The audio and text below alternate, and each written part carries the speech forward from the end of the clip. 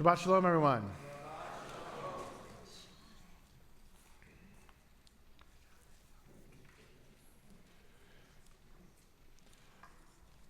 It should come as no surprise for me to share that we are a society that has become accustomed to immediate answers.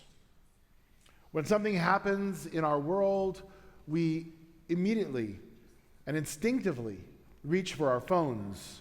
Why is my flight delayed? Why does my knee hurt?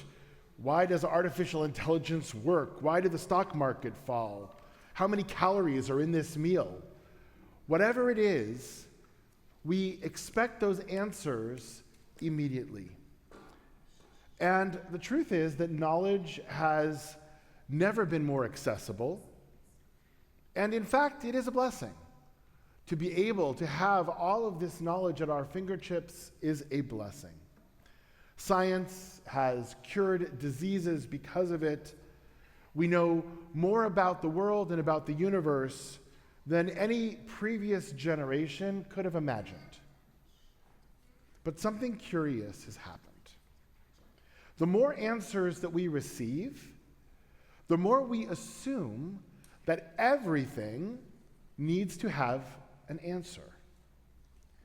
If something cannot be explained, we become uncomfortable.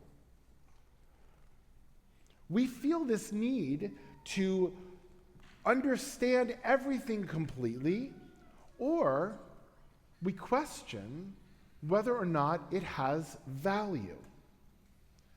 And that assumption is actually remarkably modern. And then we come to this week's Torah portion. Parasha Hukkat begins, as I said, with one of the most famous mysteries of the Torah, the Parah Adumah, the red heifer.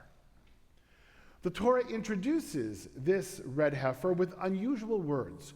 Zot Hukkat HaTorah, asher tziva Adonai lemor, daber el bnei Yisrael veichu eleha Parah Adumah tmima. This is the Hukkat of the Torah. This is a statute of the Torah. Notice what it doesn't say. It doesn't say this is the law of the red heifer. This is the law of the Torah. What we would normally expect to hear. Chok, chukah, is actually not a rare word, but unusual enough that it catches our attention. And the rabbis immediately recognize this. And they explain that a chok is a commandment whose full rationale isn't fully known, or it's beyond human understanding. And this becomes one of the paradigms of that. For a commandment that we sort of say, or to use the classic parenting when a kid asks why, and a parent says, because I said so, that's it. There's no explanation given other than this is what you need to do.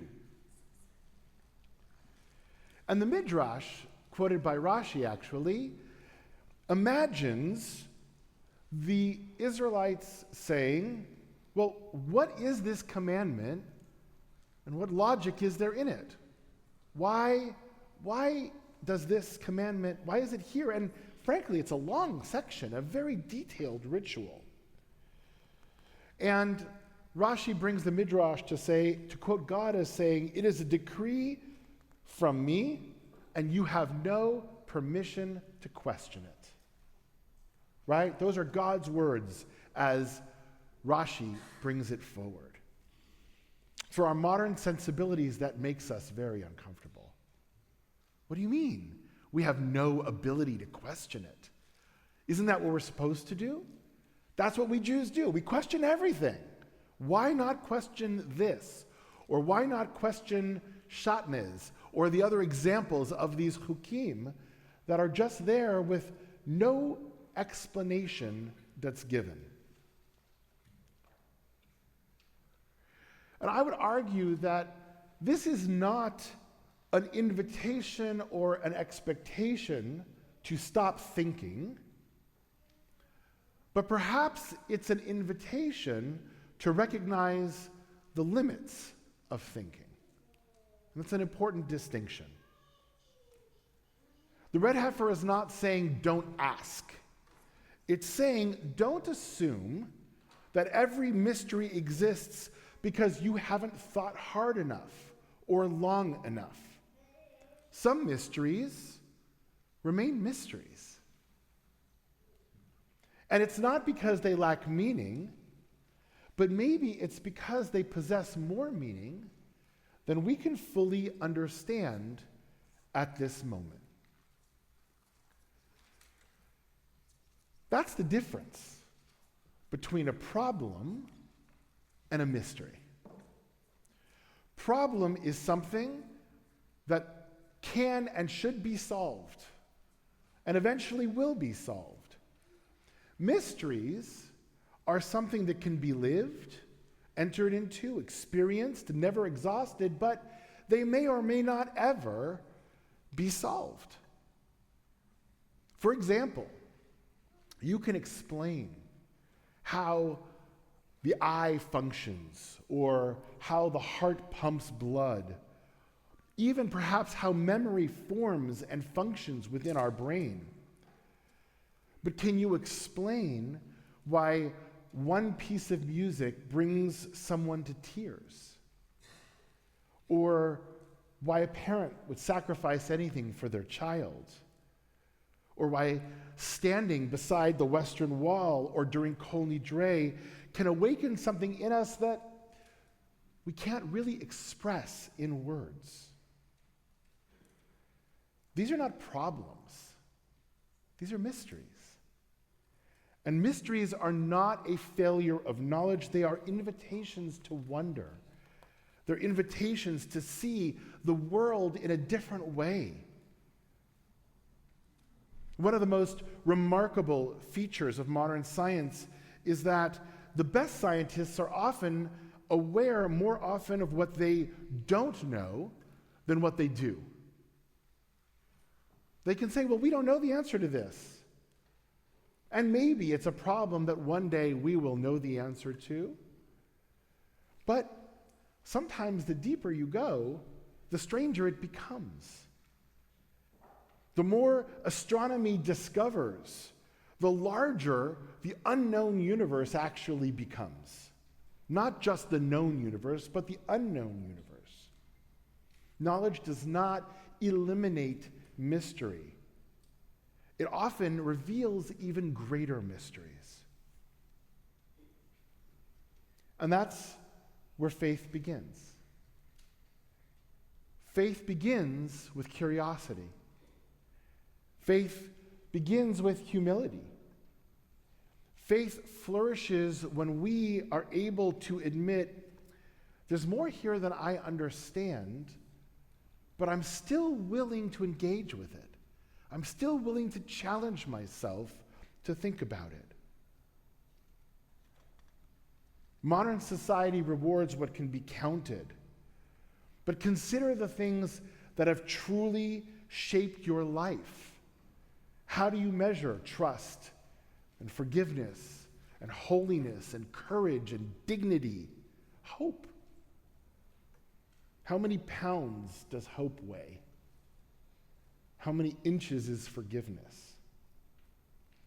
The Torah reminds us that not everything is measurable. People imagine that faith means possessing all the answers, when the Torah here in this parsha is expressing just the opposite. Faith is continuing to walk, even when we don't have all of the answers. Perhaps the greatest danger today is not ignorance. It's the illusion that if enough information is gathered, everything can eventually be mastered. The red heifer quietly reminds us there will always remain realities that invite reverence rather than explanation. Not every question has an answer. Some mysteries require living.